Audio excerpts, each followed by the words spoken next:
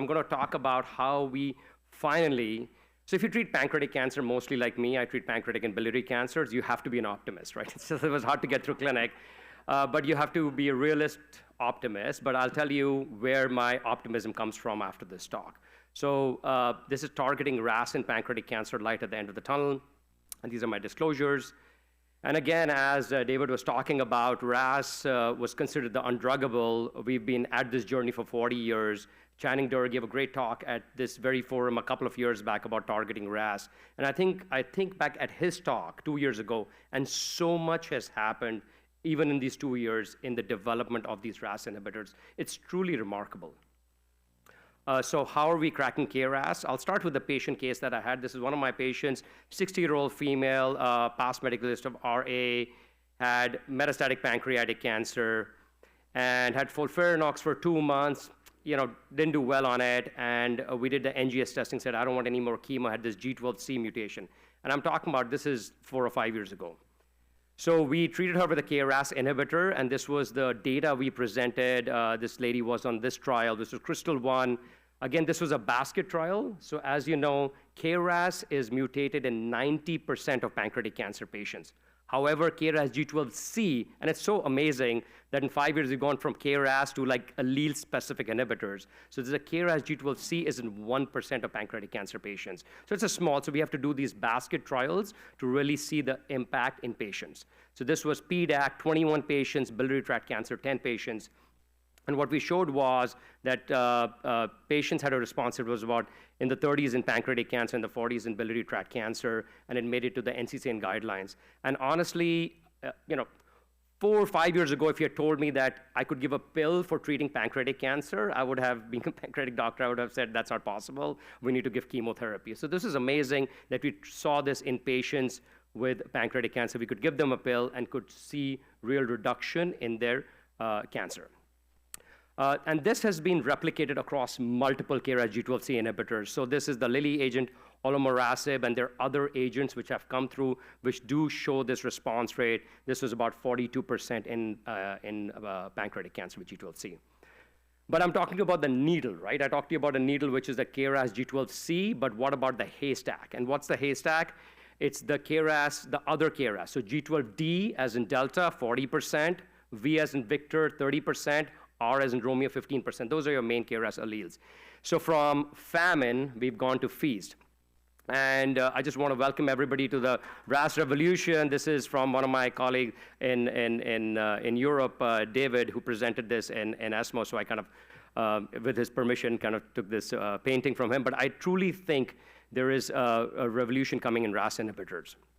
So where did this start? So again, RAS is in 2 states. It's in the RAS off state and the RAS on state. So that's kind of baseline. Mostly RAS stays in the on state. So you have the RAS off inhibitors. That's like your covalent G12C inhibitors, adagrasib, sotorasib, olmorasib.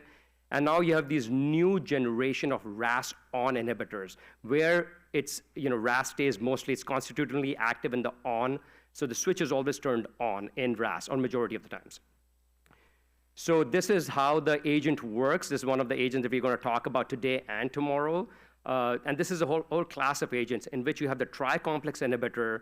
And what it does is it kind of attaches to the cyclophilin A, cellular chaperone, joins to the RAS on and causes this steric hindrance, essentially, which really stops the pathway, essentially. And this is another way. So daraxonrasib is also used to be called RMC6236. So this is the kind of the first-in-class agent that we've been using in clinic for a few years now. And again, in this, like I showed you, the cyclophilin A, and this agent forms like a molecular glue, sticks the RAS on, and then causes the steric occlusion. So that's how kind of it works. This was the phase 1 trial, which was RMC6236, now called daraxonrasib. Again, this was escalation. We had a number of patients at MD Anderson go through this trial in the phase 1 setting. And honestly, this has been one of the toughest trials. One of my colleagues, David Hong, runs it, and I collaborate very closely with him to run at MD Anderson and across the country, because we literally had patients flying in from all over the world trying to get on this trial. There were no slots. And it's just been a very challenging trial to enroll patients to, just because of the slots. But the good news is that we were seeing activity in these agents. And this is a waterfall plot that we really, and I'm going to show some updated data tomorrow when I discuss daraxonrasib, but this is a quick kind of teaser about this was presented with a response rate of 36%. These waterfall plots we really don't see in pancreatic cancer. We see majority are going up and then a minority are going down, but we are used to seeing more of these graphs in pancreatic cancer now. Coming to the next agent, which is called zoldonrasib, also called RMC-9805, and this is a KRAS G12D inhibitor that is in 40% of patients with pancreatic cancer. Again, same concept. This was the escalation trial. This trial got escalated 1,200 milligrams, and okay, this was, yes. So this was again, the waterfall plot, which was presented last year. This is refractory pancreatic cancer patients, right? So they've already been treated with at least one line of prior therapy, response rate of 30%. Unique thing about this drug, so daraxonrasib, I'll discuss more tomorrow morning, early at 7 in the morning. Thank you, Dr. Jan, for putting me in that session. Appreciate it, but no, it's good. I'll get my coffee. But so what happens is daraxonrasib has side effects associated with it: rash, diarrhea, stomatitis, paronychia being the main ones. Zoldonrasib is a clean drug. It's essentially, you get a little bit of nausea, a little bit of diarrhea. In fact, some of our patients think they're on placebo when they're getting this drug and getting a reduction in their target lesion. So this is a drug which is important because you can combine this drug with other chemotherapeutic agents. But this is just the beginning. So as you know, this is the famous scene from Casablanca, daraxonrasib, because now we're combining both the agents in phase 1. So you have daraxonrasib combined with zoldonrasib to really try to inhibit some of the resistance pathways that might develop. This is another RAS agent. This is Protax. This is a ASP3082. And this is, what it does, it's a protein degrader. So instead of inhibiting the mutation, you degrade the protein.